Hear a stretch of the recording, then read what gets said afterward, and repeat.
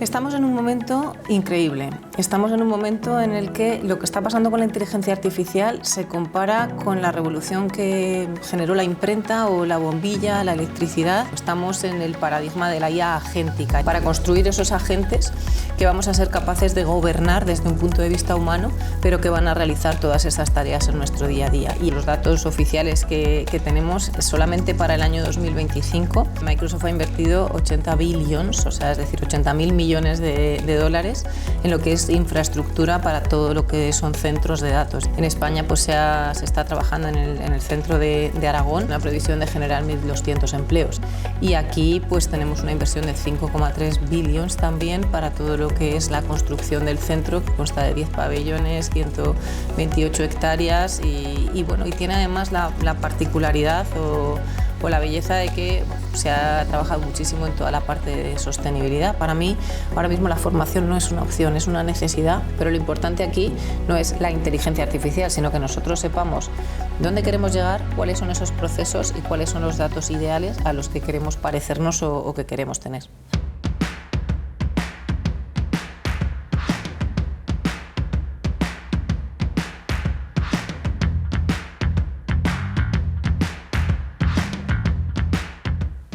Bienvenidos a una nueva edición del Café Entre Caminos. Soy Elena León, patrona de la Fundación Agustín de Betancourt, y estoy encantada de volver a participar nuevamente en este foro.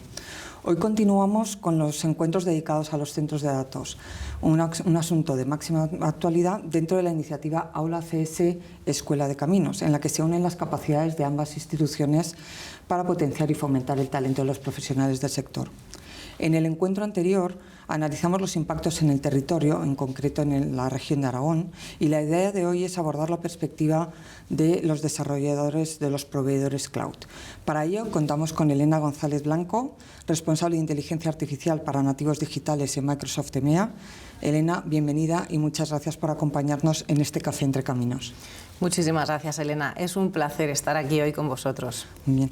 Antes de nada de ir con las preguntas más concretas, me gustaría que compartieras con nosotros tu trayectoria profesional y tu responsabilidad actual en Microsoft.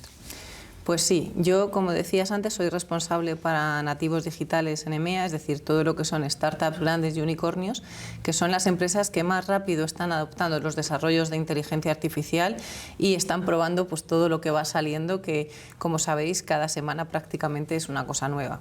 Antes de unirme a Microsoft he tenido una trayectoria que combina startups y corporaciones, sobre todo en el mundo fintech. He pasado de ser directora general de Cover Wallet para Europa a estar en el Banco Santander como responsable de digital, montar mi propia startup en inteligencia artificial, y mi background es un background académico. He pasado muchos años en la universidad, hice mi doctorado, estuve 2 años en Harvard y después me especialicé en toda la parte de procesamiento del lenguaje natural y tecnologías del lenguaje. Por lo tanto, he vivido un poco la evolución de la inteligencia artificial desde aquella época en la que todavía no funcionaba y nadie se creía que íbamos a llegar donde hemos llegado con la IA generativa, pero he tenido el privilegio de ver toda esta evolución también desde un ámbito científico, que creo que es esencial para poder entender lo que está pasando ahora mismo en este ámbito. Muy bien. Todo el mundo habla de la IA, todo el mundo la usa. No sé si lo hacemos hasta las capacidades totales que tiene. ¿Cuál es tu opinión sobre el impacto y la transformación que realmente está llevando ahora la IA? Estamos en un momento increíble. Estamos en un momento en el que lo que está pasando con la inteligencia artificial se compara con la revolución que generó la imprenta o la bombilla, la electricidad, y transformó no solamente el área donde se creó, sino todo el ecosistema. Es decir, estamos hablando de la inteligencia artificial como una tecnología habilitadora que no solo impacta a la transformación de la productividad en el negocio y a los procesos, sino que de verdad está suponiendo un cambio de paradigma en todos los ámbitos. Y ese momento pues, es un momento en el que hay muchísimas oportunidades. Lo que estamos viendo es que la tecnología ha llegado a unos ámbitos donde era prácticamente impensable pues, que un agente cogiera el teléfono o pudiera responder en un call center como si se tratara de una persona, casi pues, superando el juego de la imitación planteado por Alan Turing.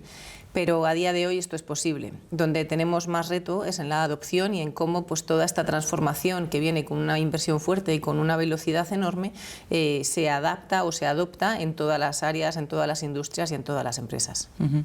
Y ya tenemos aquí este nuevo paradigma. ¿Qué esperamos para el futuro? Un nuevo paradigma desarrollado a través de la IA actual y más potenciada. ¿Qué otros sectores pueden estar subexplorados, que tengan grandes oportunidades y que todavía parezcan inalcanzables en este momento? Creo que desde un punto de vista técnico estamos llegando a ver dónde podemos alcanzar pues, esa excelencia, esa calidad a nivel de modelos, a nivel de agentes, a nivel de infraestructura y a nivel de datos. Ahora mismo, como te comentaba antes, el reto es esa adopción, ese convertir esta tecnología en algo que funcione para mi ámbito, que es especialista pues, en hacer un electrocardiograma de una forma mejor, en un modelo de temporalidad, es decir, en áreas donde de verdad pues, podemos conseguir ámbitos específicos con resultados muy adaptados a resolver un problema concreto.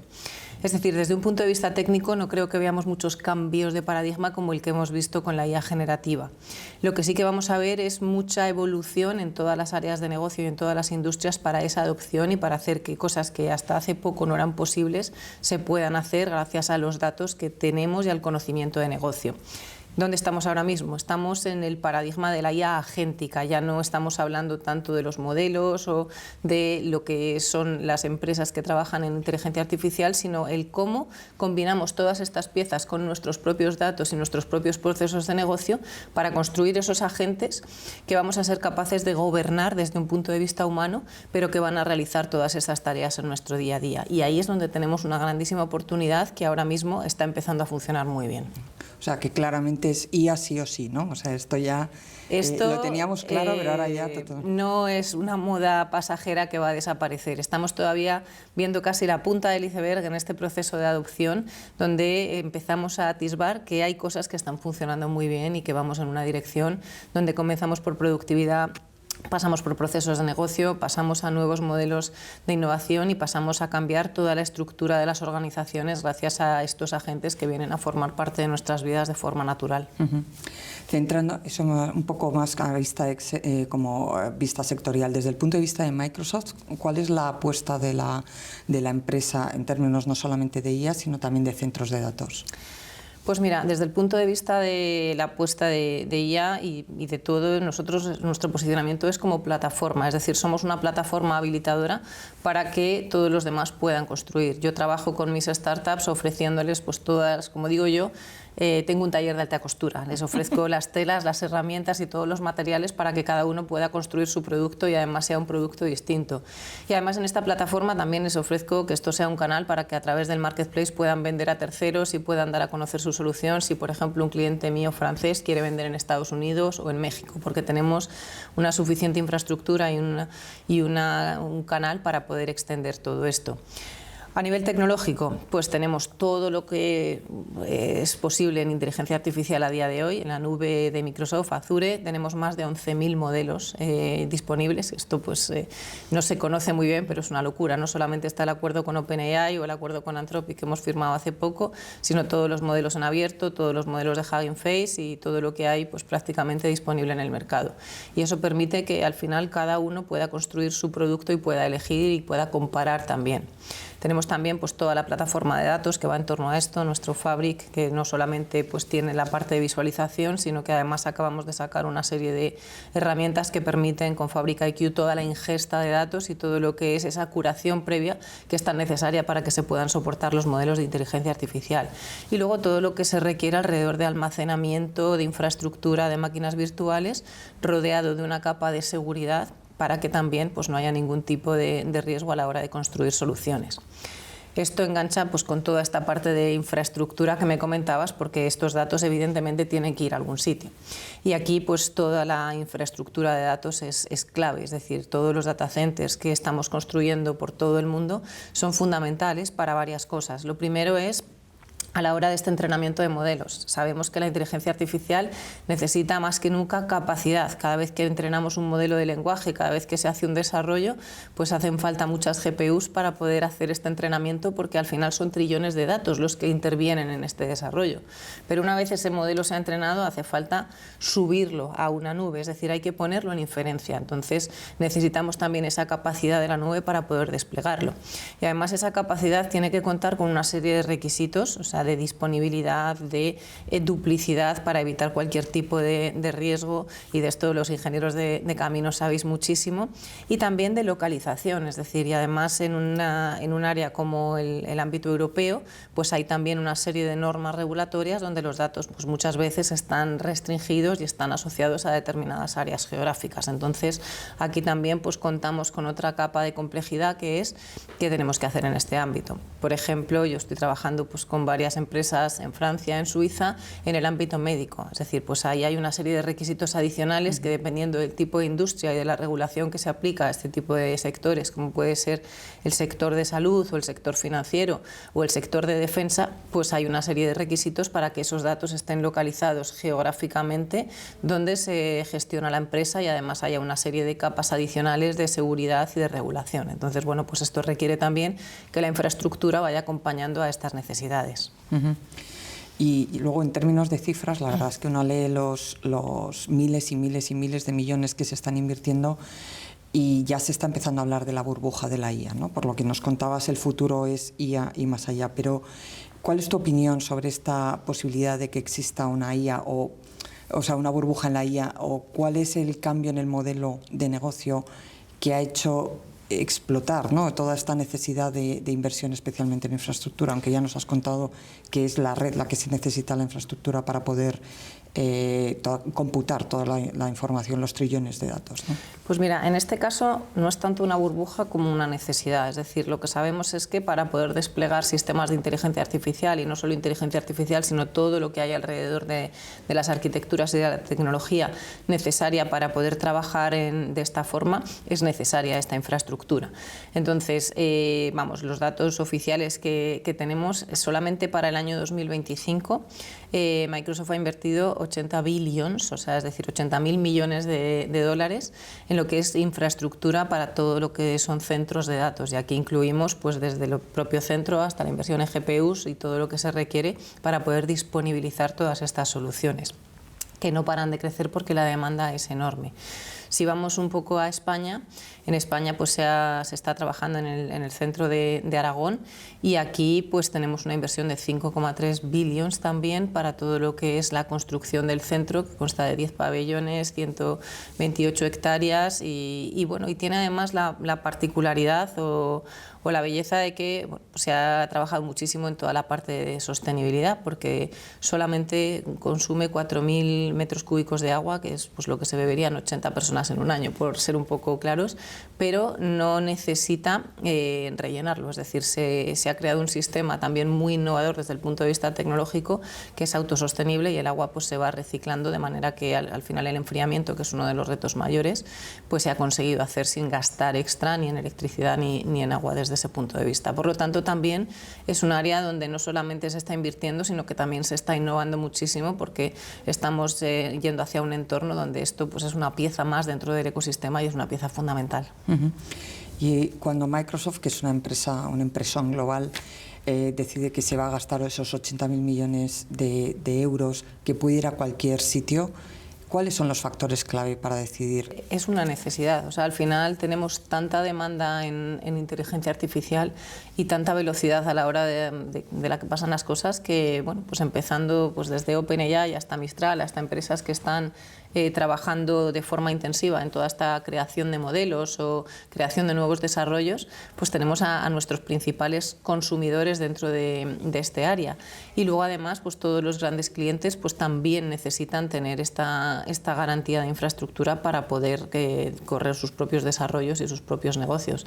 Entonces, por un lado, lo que queremos garantizar es que a nivel local vamos a poder dar cobertura a todo lo que tenemos, porque la ventaja que también tenemos es que el tener pues todos estos sistemas de centros de datos distribuidos alrededor del mundo pues permiten que si algo no está disponible aquí pues lo puedas probar en la región de Francia o lo puedas hacer en Suecia. Es decir, hay muchísima flexibilidad también y muchísima capacidad de, pues, por ejemplo, en Black Friday, cuando hay un montón de clientes de retail que van a desarrollar sus ofertas, pues sabemos que va a haber unos picos de tráfico que si tú tuvieras una infraestructura on-premise con tus servidores y demás no podrías dar cabida, pero lo que te permite pues una nube de estas características es que pues de pronto puedas dar cabida a una capacidad extra, a una serie de picos o a una serie de situaciones como puede ser pues la situación del apagón, donde los centros de datos no se apagaron gracias a toda esta capacidad de tener duplicadas también las infraestructuras y garantizar que ante un desastre natural o que ante un fenómeno pues diferente pues los datos van a estar seguros y los clientes van a tener garantizado que la continuidad también de su propio trabajo, que es importante. Antes hablabas de la sostenibilidad, pero además de haber trabajado tanto en eso, ¿qué otros impactos crees que aporta tener un centro de datos en una región concreta? ¿Cómo transforma el ecosistema local de la región? A mí me parece fantástico que podamos tenerlo aquí, porque además creo que España tiene la suerte de tener una serie de características que son muy favorables para este tipo de, bueno, pues de infraestructuras, y vosotros sabéis mucho más en este ámbito, pero lo que hemos visto pues es que hay una previsión de generar 1.200 empleos en todo lo que es pues toda la gestión de este ámbito, con lo cual pues ya es bastante interesante el que pueda haber una oportunidad también de desarrollo en este área. Además, bueno, pues hace poco ha salido un informe también a nivel internacional y España sale como uno de los principales consumidores de temas de IA. Es decir, o sea, parece a veces casi sorprendente porque no pensamos que estemos ahí, pero lo que sí que estamos viendo es que el uso y el volumen que estamos consumiendo es muy grande. Entonces, bueno, pues creo que tenemos una oportunidad grande también de tomar cierta ventaja competitiva en este ámbito, y el tener pues capacidad y el tener infraestructura cerca de nuestra región pues nos ayuda muchísimo. Bien. Vamos a tocar un tema del que ya has avanzado algo, que es la seguridad, el concepto de soberanía digital, la soberanía de los datos. Desde la perspectiva de Microsoft, ¿cómo se trata eso? Porque claro, la IA es global, los datos son locales, no queremos cómo se usan, cómo se guardan, cómo se almacenan, ¿no? Y también los requisitos locales, ¿no? Los temas regulatorios son distintos en cada país. ¿Cómo se combinan y cómo se garantiza esa soberanía digital? Bueno, este es un tema importantísimo y además que se ha tenido siempre, como decimos nosotros, top of mind desde el principio de que salió la inteligencia artificial generativa y también antes. Es decir, o sea, para nosotros toda la parte de seguridad y de inteligencia artificial responsable, que es el concepto del que nos gusta hablar a nosotros y cómo nos referimos a él, es para nosotros core. Es decir, además, bueno, pues siempre tenemos a Satya diciendo seguridad ante todo, porque al final no sabemos cómo va a evolucionar la tecnología, pero sí sabemos qué es lo que queremos ofrecer pues, a nuestros clientes y a todo el ecosistema. Cuando hablamos de este concepto de Responsible AI, inteligencia artificial responsable, tocamos 4 pilares. Básicamente, lo primero es la seguridad, seguridad informática, ciberseguridad, es decir, tener garantizado que nada de lo que se haga pues corra ningún tipo de riesgo, y como sabemos, cuando la tecnología evoluciona también los riesgos evolucionan, con lo cual pues se está invirtiendo muchísimo en todo lo que es garantizar esta seguridad a todos los niveles, con una serie de herramientas de protección muy específicas también para cada uno de los ámbitos, y que además están también gobernadas por inteligencia artificial. Tenemos un Copilot for Security, donde al final todas estas piezas están también coordinadas para que para cualquier persona sean muy sencillas de manejar en función de las distintas necesidades. Después tenemos todo lo que es la capa de privacidad, respeto a la regulación y garantizar también que ningún dato que cada cliente tiene en su espacio se utiliza para entrenar ningún modelo ni sale del entorno donde los clientes están funcionando. Y esto pues es fundamental porque es una de las primeras cosas que la gente no entiende, ¿no? O sea, uno piensa que habla con cualquier tipo de herramienta y que los modelos de inteligencia artificial están detrás comiéndose los datos y aprendiendo de ellos. Bueno, pues esto no es así.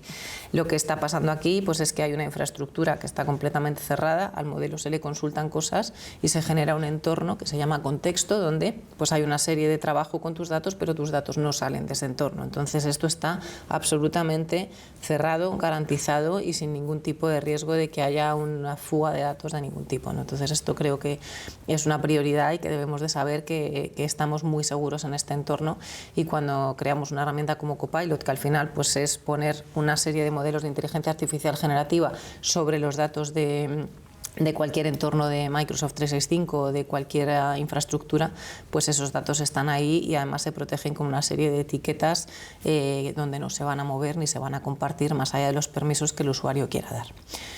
Luego hay otra parte que es toda la parte de filtro de contenidos, es decir, bueno, cuando empezaron a salir los primeros modelos de inteligencia artificial generativa, pues había pues una serie de alarmas porque estaban hablando de cosas que no podían hablar o tenían cierto tipo de sesgos, o bueno, pues se filtraba cierto tipo de contenido, porque al final no olvidemos que estos modelos están entrenados pues con todos los datos de Internet, y en Internet hay de todo, ¿no?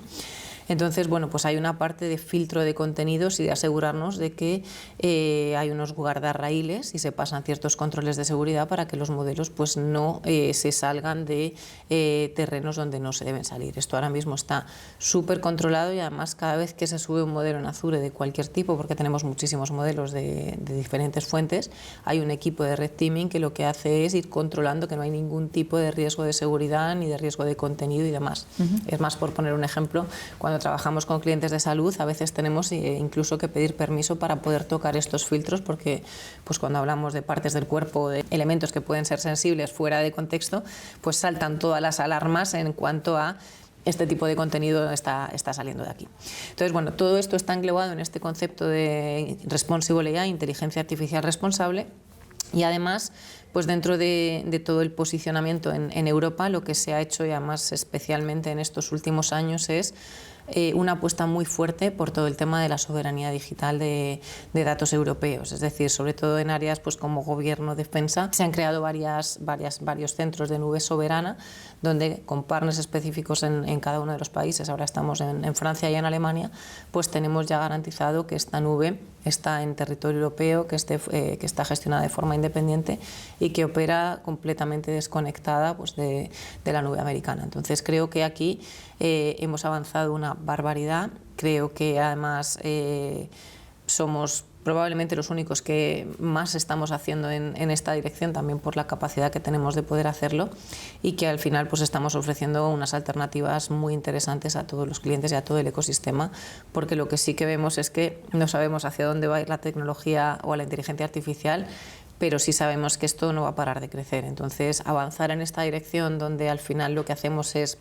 poder preparar la plataforma con todas las garantías, pues es el camino adecuado a seguir para que todo lo demás se pueda construir encima. En este sentido, la Unión Europea es la que tiene la regulación más restrictiva y por tanto va marcando el camino, ¿o están más o menos igualadas con el resto del mundo? No sé si la estadounidense... A ver, este es un tema muy complicado, porque al final cada país es muy distinto. Es decir, yo no soy experta en temas legales, y aquí pues solamente conozco el ámbito que me toca desde el ámbito de la inteligencia artificial, pero lo que sí que hemos visto es que los posicionamientos, tanto regulatorios como políticos, han sido muy distintos en cuanto a pues la parte más preventiva o la parte más permisiva o prohibitiva en ese sentido. Europa empezó pues hace más tiempo con toda la parte del AI Act y todo lo que es la regulación de inteligencia artificial, empezando por la protección de datos, bueno, pues que se ha copiado después en otros países y se ha aplicado y adoptado. El problema que hubo con la regulación de la inteligencia artificial es la velocidad a la que está yendo esto. Es decir, cuando se empezaron a publicar los primeros pliegos de la normativa europea de inteligencia artificial, no existían los modelos de lenguaje. Cuando se fue a aprobar 2 años después, ya teníamos los modelos de lenguaje, con lo cual hubo que cambiar todo. Entonces, yo diría que esto es un proceso que está todavía en transformación o en fijación, porque si hay algo que es distinto a lo que han sido anteriormente estos procesos, es la velocidad y el grado de innovación que estamos teniendo aquí. Por lo tanto, pues estamos todavía en constante cambio. Nos hemos dado cuenta también de que en entornos menos regulados pues la velocidad de innovación es mayor, y esto pues a veces preocupa, porque bueno, el hecho de que en Europa haya todavía muy pocas empresas que trabajen en inteligencia artificial, bueno, tenemos a Mistral en Francia, que es una referencia, pero si miramos al ecosistema ecosistema de Estados Unidos o a la velocidad de desarrollos que se están lanzando en China, pues lo que vemos es que necesitamos acelerar nuestros procesos de innovación, y ahí pues todo el tema regulatorio tiene que ser una ayuda y no un obstáculo, ¿no? Entonces ahora mismo hay muchísimo debate en este ámbito para ver cómo podemos generar el que este ecosistema avance a mayor velocidad. Por entender mejor cómo se trabaja internamente en una empresa como Microsoft, la IA obviamente es un fenómeno global, y tú como responsable de la parte de IA y startups en EMEA, ¿cómo se equilibran las decisiones globales o los impactos globales dentro de las, entiendo, normativas distintas decisiones que tenéis en cada país? Al final todo depende mucho del tipo de empresa y del tipo de industria. Es decir, nosotros, como te decía, somos una gran plataforma que ofrece muchísimas cosas, y dependiendo mucho del tipo de proyecto que se quiera hacer, pues hay una serie de condicionamientos o no. En general, todo lo que son proyectos de inteligencia artificial pues lleva ya pues una serie de elementos asociados, es decir, bueno, pues toda la parte de los modelos, los agentes, las plataformas de datos, y pues somos casi como una combinación de piezas donde cada cliente va montando su arquitectura, que a veces no solamente es nuestra, sino también de terceros, y tiene sus propios requisitos, ¿no?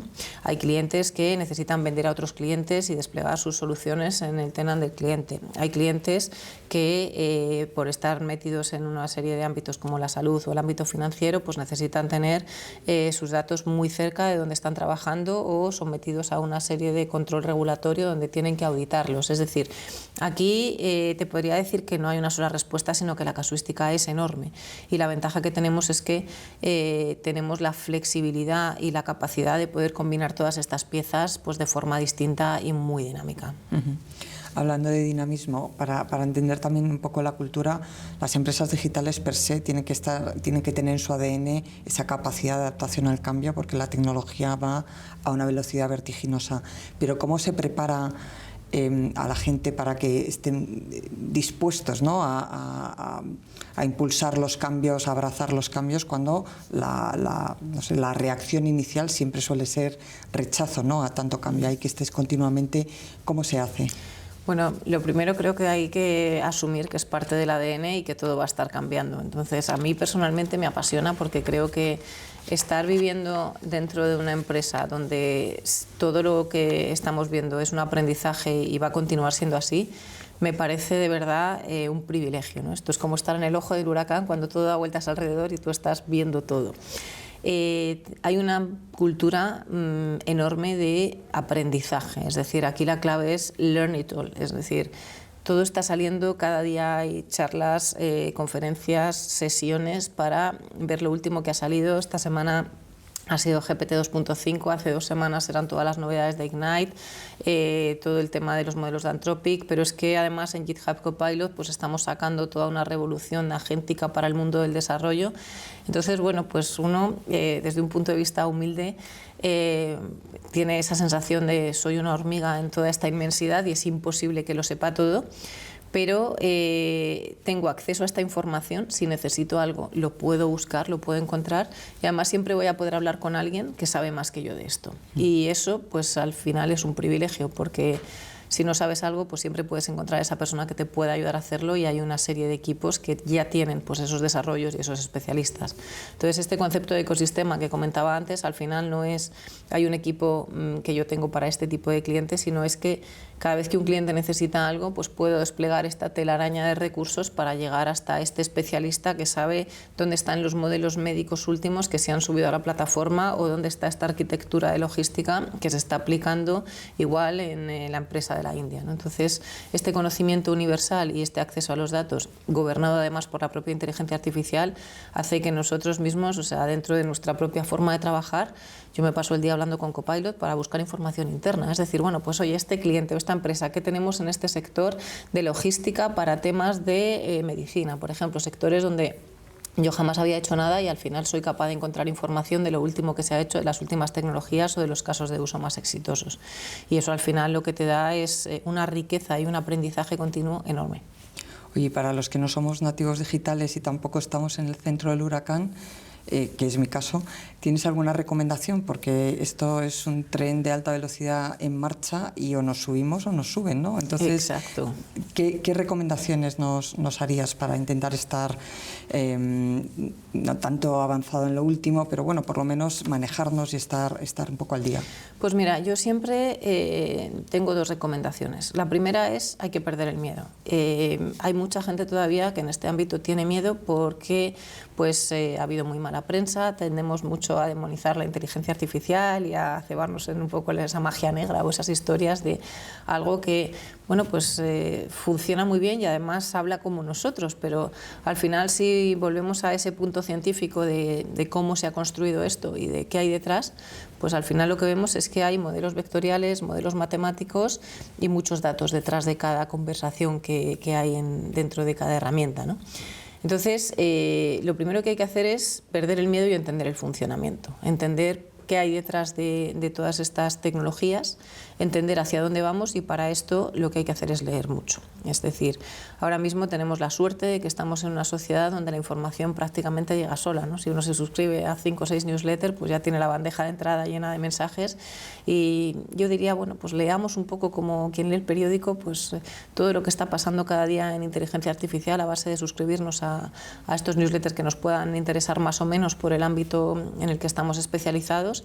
Y evidentemente es imposible saberlo todo, pero sí por lo menos tener cierta noción de qué es lo que está pasando e intentar formarse mucho. Hay que formarse continuamente. Es decir, para mí ahora mismo la formación no es una opción, es una necesidad, porque igual que a nosotros nos está pasando desde el ámbito de todo lo que llega, a nuestros clientes también les está pasando. Y si tú eres un banco, por ejemplo, y quieres saber cómo puedes dar tu próxima vuelta al negocio o tu próxima transformación estratégica, pues tienes que saber qué es lo que están haciendo otros bancos y también qué es lo que tecnológicamente es posible dentro del sector, porque muchas veces está lo que es posible, que todavía está ahí, y lo que es la realidad, y ahí hay un hueco, y el primero que llegue a cubrir ese hueco pues es el que se va a llevar esa ventaja competitiva y el que va a ser un poco esa punta de lanza dentro de lo que tenemos ahí.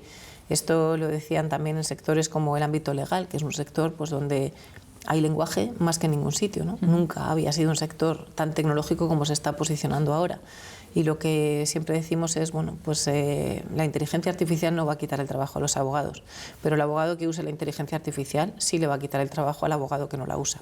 Por lo tanto, creo que ahora mismo no es una opción, y esa curiosidad, esa capacidad de estar intentando dar la siguiente vuelta antes de que otros lleguen, y esa carrera donde yo muchas veces tengo la sensación de ir en un Ferrari a 200 por hora en la autopista, pero mirando por el retrovisor a ver quién me va a pasar por cada lado, pues creo que tenemos que tenerla todos en ese sentido de urgencia de donde estamos viviendo ahora mismo. Volviendo al concepto de inteligencia artificial responsable que hemos comentado antes, en concreto con el tema de la ética y los sesgos. Claro, los programadores tienen sus propios sesgos, los datos que se utilizan para entrenar los modelos tienen sus sesgos. ¿Cómo se hace a la hora de intentar quitar esos sesgos que pueden tener y que pueden contaminar el resultado final de la IA, tanto en los modelos o en los programas concretos? Bueno, creo que en este ámbito también volvemos otra vez a la parte del miedo y la magia negra, ¿no? Es decir, al final, cuando uno quiere empezar a no usar IA o buscar excusas para tener ciertas restricciones, pues siempre vuelve a la parte de la ética, los sesgos, y son como palabras mágicas que dan mucho miedo y entonces suponen un freno para poder hacer las cosas.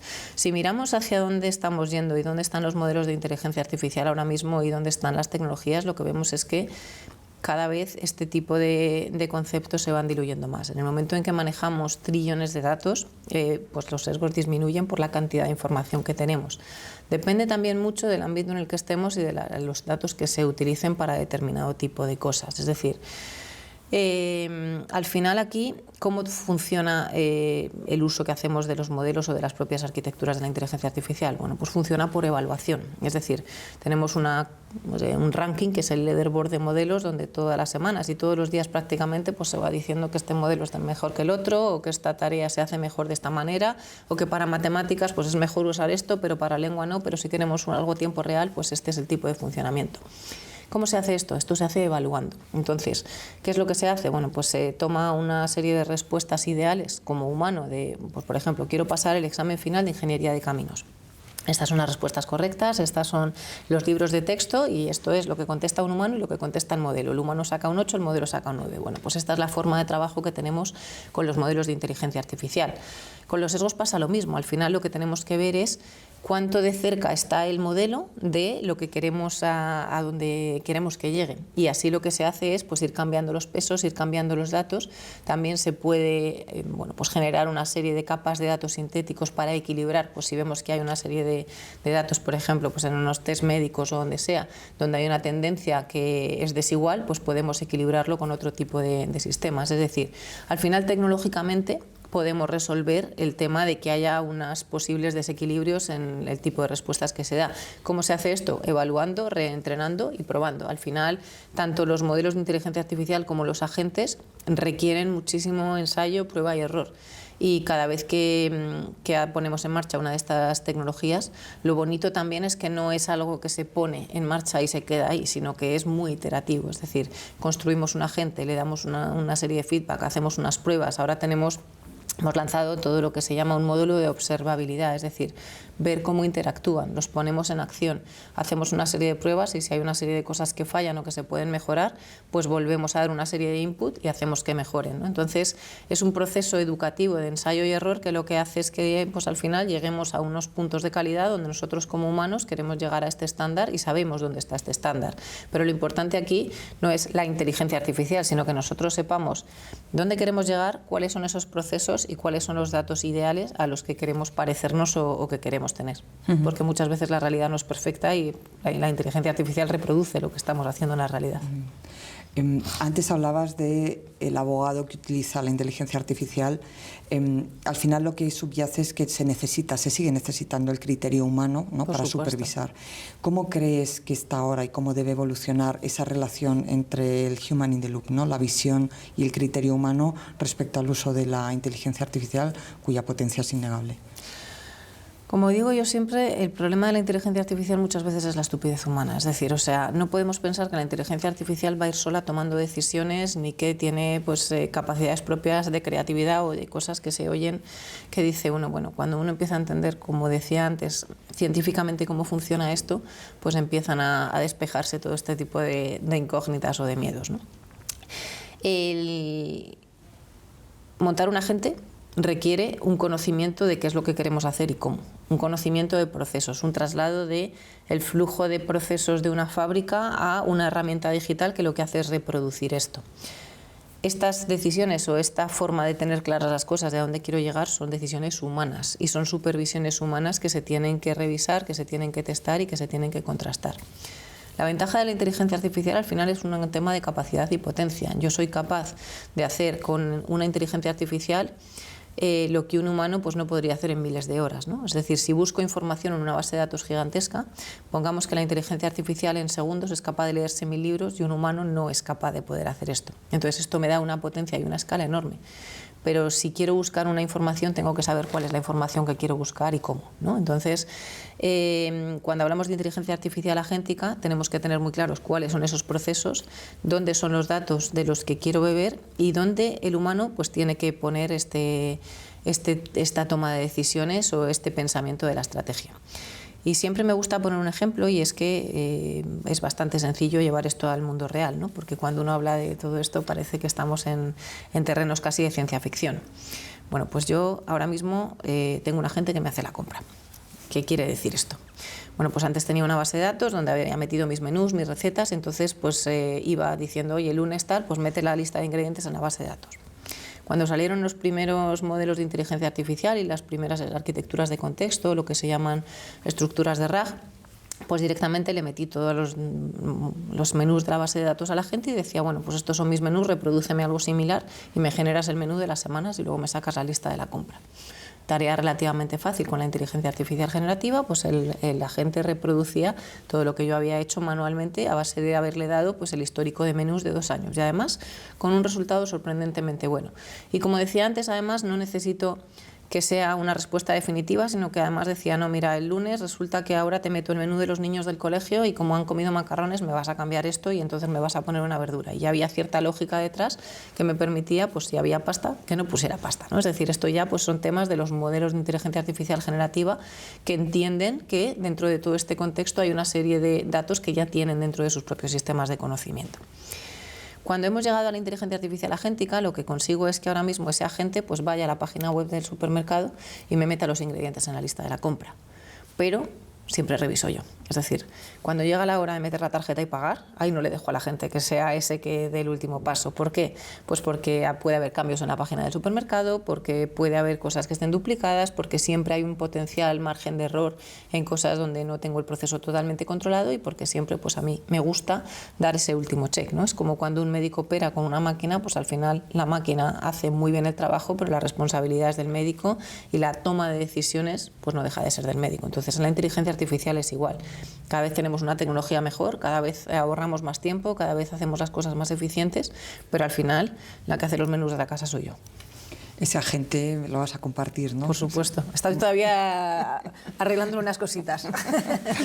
Oye, a pesar de que yo creo que has clarificado muy bien ciertos tabús que hay sobre la inteligencia artificial, cosas que se leen o que digamos se tocan de oída y generan escepticismo y riesgos, aún así sí que hay ciertas cosas que pueden prevenir la IA de tener una adopción, digamos, correcta, ¿no? Entonces, en tu opinión, ¿qué riesgos te preocupan todavía desde el nivel ético, social, regulatorio para un correcto desarrollo de la inteligencia artificial? Pues mira, me preocupa mucho el uso y sobre todo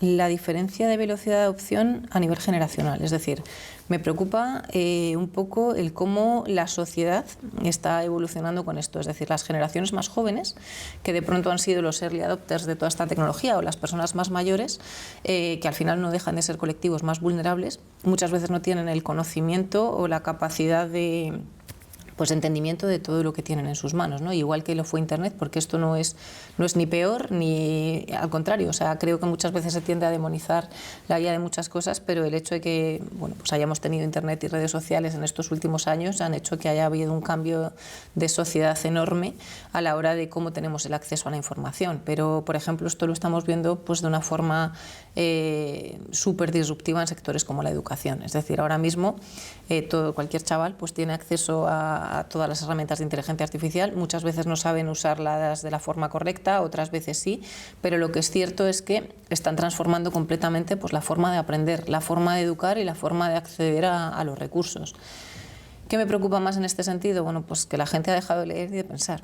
Y esto, a mí como filóloga humanista, que vengo además de un terreno donde el pensamiento crítico es un valor fundamental, creo que tenemos que pararnos a pensar muchas veces en esta velocidad de acceso a la información o esta cantidad de información que tenemos y ver pues, si la información que estamos volcando en un trabajo o en un informe viene de una fuente fiable, si es cierta, si hemos comparado estas fuentes con otras herramientas y si realmente es un tema de cortar y pegar o tengo yo que poner ese ejercicio exegético o ese juicio crítico en esta conversación, ¿no? Entonces creo que ahí hay una labor educativa fundamental y es porque estamos en otro paradigma donde las herramientas son distintas, pero no podemos perder esa capacidad de pensamiento crítico que como humanos pues, nos diferencia de otros animales, por así decirlo. Claro. La cuestión es, en estos nativos digitales, cómo se les educa a tener ese pensamiento crítico, ¿no? Porque es algo que van a tener que hacer ellos a lo largo de la vida, pero con esa falta de lectura y esa falta de otros tipos de sistemas educativos o de formas de aprender que hemos tenido previamente, cómo ellos mismos son capaces de pensar y no de creerse todo lo que les venga de la IA, de TikTok o de cualquier... Pues mira, dejo para el final habitualmente el tema de talento, porque muchos de nuestros oyentes son estudiantes o egresados de la escuela. Entonces, quería preguntarte, ¿qué rol clave ves para los ingenieros en la IA y en los centros de datos? ¿Cuál es nuestra capacidad de aportar? ¿Cuál es nuestro diferencial en este ámbito? Pues creo que hay una ventaja muy grande en todo lo que es la formación ingenieril. Primero porque la inteligencia artificial y toda la tecnología que estamos viendo ahora mismo tiene una base muy matemática. Entonces, para empezar hay que entender de lo que estamos hablando. Y hay que entender lo que es un vector, lo que es una matriz Hay que saber álgebra, hay que saber cálculo, aunque no lo vayamos a aplicar y todas las herramientas parezca que funcionan solas.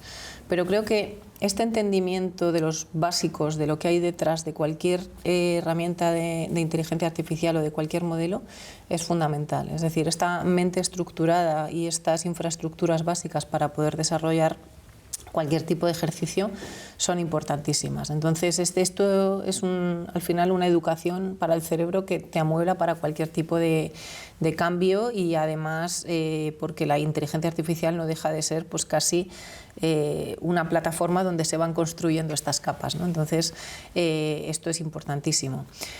Creo que también la capacidad de adaptación a entornos cambiantes, la capacidad de pues, entender nuevos materiales o nuevas innovaciones en este ámbito y la capacidad de trabajar en equipos multidisciplinares son fundamentales a la hora de tener cualquier tipo de puesto en el mundo actual.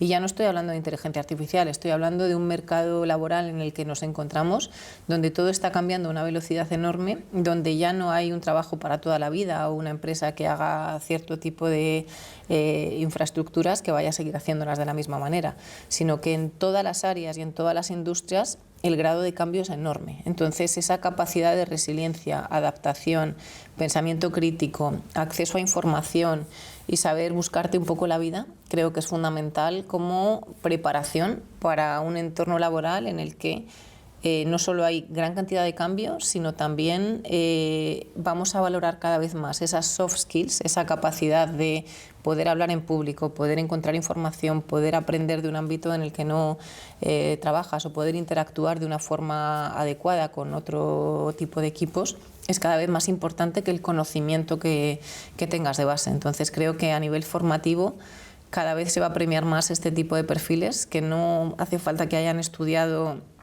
X cosas de arquitectura o de infraestructura, sino que tengan esa capacidad de poder reaprender en un entorno donde todos estamos reaprendiendo constantemente.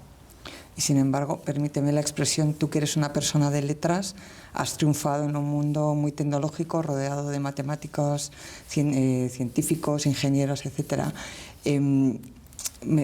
Hablabas de la capacidad de adaptación, de la capacidad de formarse, de hablar. ¿Qué otros skills permiten que la formación no sea tan exclusiva o tan diferencial? Y que mi sensación es que la inteligencia artificial y los ámbitos tecnológicos en general dan cabida a todas las disciplinas, ¿no? Porque al final el conjunto de todas ellas aportan. Totalmente, y además tendemos a un ámbito donde cada vez hay menos hiperespecialización, excepto determinadas áreas donde efectivamente esto es muy, muy necesario, pero no dejamos de ver que esas capacidades interdisciplinares son fundamentales. Me lanzabas ahí el guante de tú que eres de letras. Bueno, pues creo que tenemos un problema todavía en esta sociedad y es que seguimos pensando en ciencias y en letras. Es decir, aquí todavía hay mucho legacy en el ambiente donde vivimos y en un sistema educativo que a veces pues, se parece casi más a la Edad Media con el trivium y el quadrivium, la gramática y estamos en un mundo que va totalmente por otros derroteros, ¿no? En el ámbito de la inteligencia artificial los modelos son de lenguaje. Es decir, es que siempre me gusta decir que la inteligencia artificial es la fusión perfecta entre la lengua y las matemáticas, porque esto ha empezado a funcionar cuando las máquinas han sido capaces de hablar. Y para poder hablar necesitamos saber sintaxis, ¿no? Y al final la sintaxis son las matemáticas de la lengua. Entonces, bueno, pues entramos otra vez en todo un ecosistema donde ciencias y letras se dan la mano, donde los modelos de lenguaje han funcionado porque las máquinas han sido capaces de reproducir conversaciones, pero es que cuando lleguemos al ámbito biosanitario o de la medicina o del ámbito bancario, pues van a ser capaces de reproducir modelos financieros. Y para eso vamos a necesitar especialistas en modelos financieros que entiendan cómo funciona esta tecnología. Entonces, para mí quizás el consejo es hay que abrir la mente, hay que entender muy bien el ámbito en el que trabajamos y hay que tener un poco esas antenas a la colaboración y al saber mucho de tecnología, estemos en el ámbito que estemos. Muy bien. Un último mensaje para nuestros estudiantes, o bueno, para todos realmente, tanto si eres un nativo digital o si no lo eres, necesitas combinar el uso de la inteligencia artificial o en tus estudios o en tu día a día profesional. ¿Cuál es el equilibrio entre el uso, los riesgos? ¿Qué mensaje final te gustaría dejar? Pues hay que usar todo lo que se pueda, la tecnología que tenemos a nuestra mano sin miedo, pero con pensamiento crítico. Es decir, usemos todo lo que podamos, comparemos, seamos curiosos, intentemos aprenderlo todo, pero sepamos un poco pues, cuál es el resultado de lo que estamos generando y por qué y de dónde ha venido, ¿no? Hagamos estas preguntas, aunque usemos toda esta tecnología, y sepamos exactamente el por qué, el cómo y cuál es esa decisión o cuál es ese resultado y cuál ha sido ese papel humano en toda esta intervención pues, de este texto que he generado, este artículo que he escrito o de este agente que he creado. Muy bien. Pues podría hacerte millones de preguntas, pero bueno, eso no es posible. Me quedo con este comentario de pensamiento crítico que me parece la clave, y también me quedo con esas aclaraciones que has hecho sobre los mitos o los tabús, un poco esos miedos que existen y esas reticencias que tenemos que superar, porque hay datos y hay evidencias de que la inteligencia artificial está avanzando para que sea segura y sea del consumo de todos, ¿no? Elena, muchísimas gracias por compartir este tiempo con nosotros. Nos has aclarado mucho no solamente la posición de Microsoft en el tema de inteligencia artificial y centros de datos, sino también muchísimas cosas sobre el área tecnológica de la inteligencia artificial. Muchas gracias de nuevo. Un placer, a vosotros.